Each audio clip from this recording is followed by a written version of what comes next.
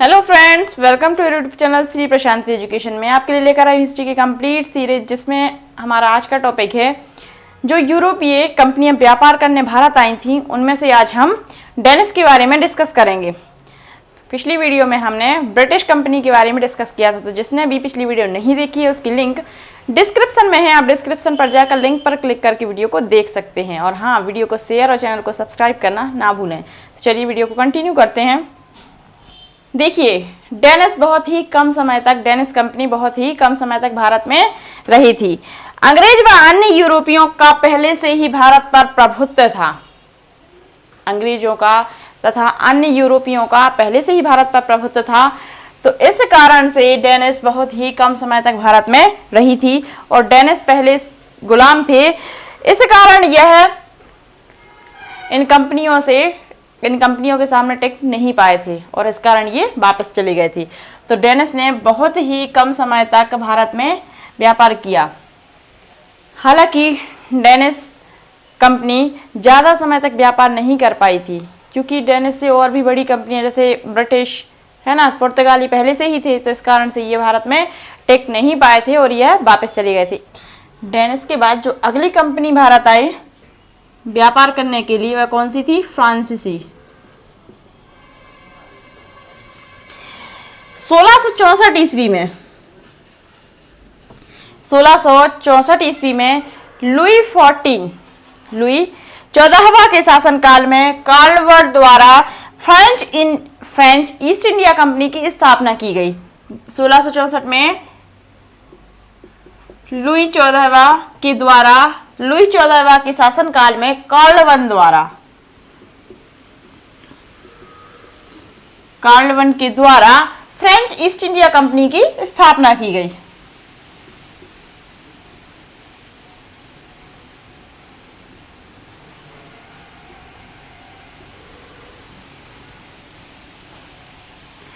यह कंपनी भी भारत में मसालों का व्यापार करने के लिए आई थी। इसके बाद 1668 ईस्वी में देखिए, 1668 ईस्वी में फ्रांसीसी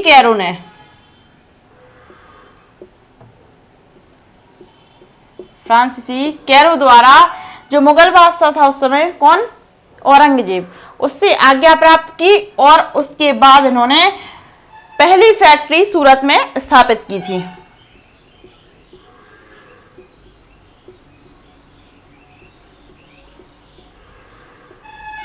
सूरत में स्थापित की थी, है ना। इसके बाद 1669 ईस्वी में फ्रांसीसियों ने, देखिए 1669 ईस्वी में फ्रांसीसियों ने गोलकुंडा के सुल्तान से स्वीकृति प्राप्त करके मछलीपट्टनम में अपनी दूसरी फैक्ट्री स्थापित की थी।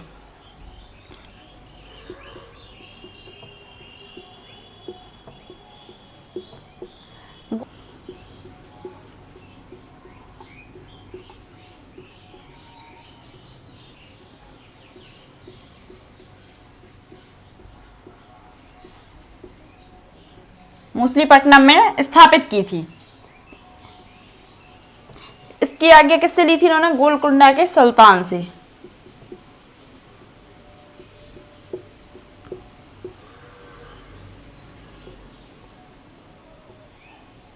इसके बाद 1673 ईस्वी में फ्रांसीसी मार्टिन ने, देखिए 1673 ईस्वी में फ्रांसीसी मार्टिन ने बलीकुंडापुरम के सूबेदार से एक छोटा सा गांव प्राप्त किया और पांडिचेरी की नींव रखी थी।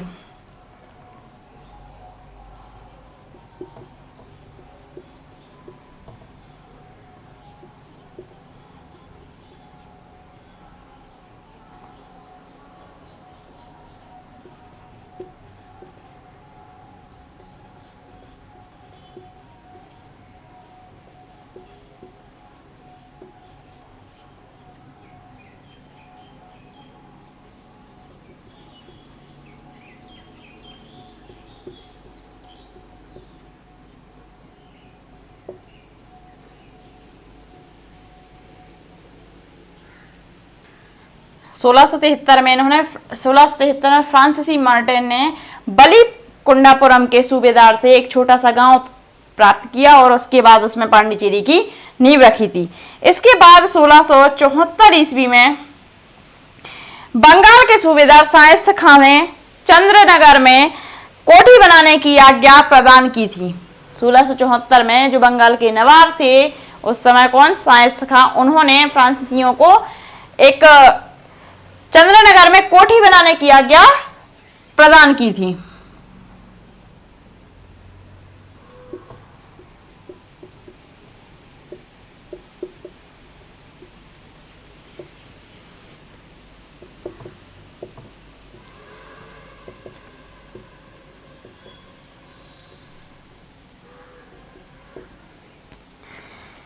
इसके बाद 1742 ईस्वी में जो फ्रांसीसी गवर्नर डुप्ले थे उनके द्वारा फ्रांसीसी शक्ति बढ़ाने और भारत पर अपना प्रभुत्व जमाने के लिए, भारतीय राज्यों पर अपना प्रभुत्व जमाने का, देखिए इसके बाद 1742 में जो फ्रांसीसी गवर्नर थे कौन, डुप्ले।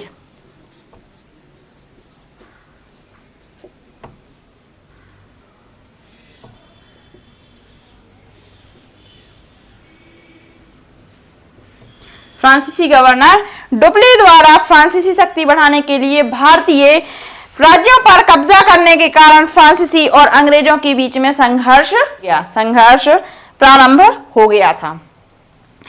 1742 ईस्वी में फ्रांसीसी गवर्नर डुप्ले द्वारा फ्रांसीसी शक्ति बढ़ाने के लिए भारतीय राज्यों पर कब्जा करने के कारण से अंग्रेजों और फ्रांसीसियों के बीच में संघर्ष प्रारंभ हो गया था। तो देखिए डेनिस के बाद फ्रांसीसी आया है ना, इन्होंने 1664 में लुई 14वां के शासनकाल में कार्ल वन ने फ्रेंच ईस्ट इंडिया कंपनी की स्थापना की थी भारत में। इसके बाद 1668 ईस्वी में फ्रांसीसी कैरो ने पहली फैक्ट्री स्थापित की थी, कहां, सूरत में की थी। इसके बाद 1669 में फ्रांसीसी ने जो गोलकुंडा के सुल्तान थे उनसे आज्ञा ली और दूसरी फैक्ट्री कहां, मूसलीपट्टनम में खोली थी, स्थापित की थी। इसके बाद 1673 में फ्रांसीसी मार्टिन ने बलिकुंडापुरम के सूबेदार से एक छोटा सा गांव प्राप्त किया और इसके बाद वहां पांडिचेरी की नींव रखी थी। 1674 ईस्वी में फ्रांसीसियों ने बंगाल नवाब शाइस्त खां से आज्ञा प्राप्त करके चंद्रनगर में कोठी स्थापित की थी और 1742 में जो फ्रांसीसी गवर्नर थे डुप्ले उनके द्वारा फ्रांसीसी शक्ति बढ़ाने के लिए और भारतीय राज्यों पर अपना कब्जा करने के कारण अंग्रेजों और फ्रांसीसियों के बीच में संघर्ष प्रारंभ हो गया था।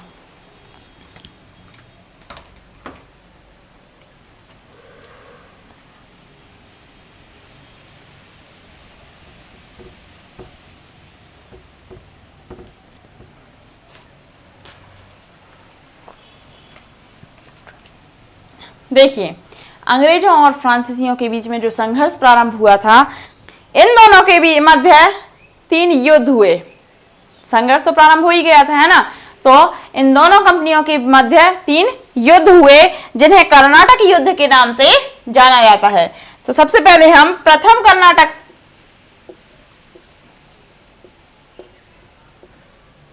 कर्नाटक युद्ध, यह युद्ध 1744 से लेकर 1748 ईस्वी तक चला था।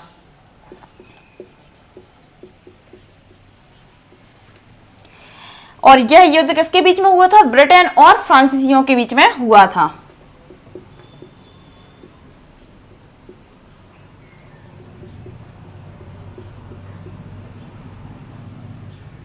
देखिए इसके बाद 1748 ईस्वी में जो यूरोप की एरासापिल संधि है वह इन दोनों के बीच में हो गई थी।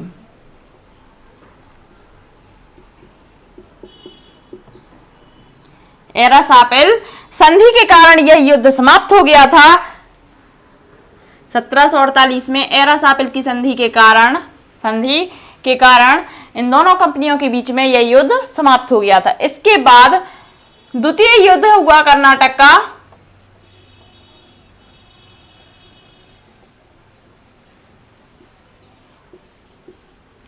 कर्नाटक का द्वितीय युद्ध हुआ, यह 1748 से लेकर 1756 1754 ईस्वी तक चला।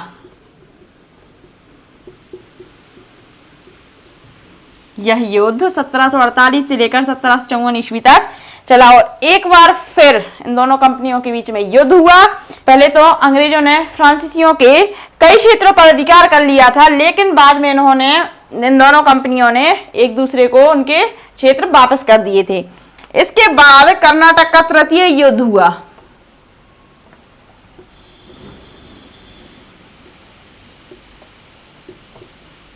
देखिए इन दोनों कंपनियों के मध्य तृतीय युद्ध हुआ कर्नाटक का 1756 से लेकर 1763 ईस्वी तक। तृतीय युद्ध कब तक चला था? 1756 से लेकर 1763 ईस्वी तक। और इस युद्ध में अंग्रेजों ने फ्रांसीसी कंपनियों को बुरी तरह से हरा दिया था और फ्रांसीसी कंपनी के कई क्षेत्रों पर अपना अधिकार कर लिया था। देखिए जब इन दोनों कंपनियों के बीच में ये तृतीय युद्ध हुआ था तो इसके बीच में एक युद्ध और हुआ था, वह युद्ध था वांडीबास का युद्ध।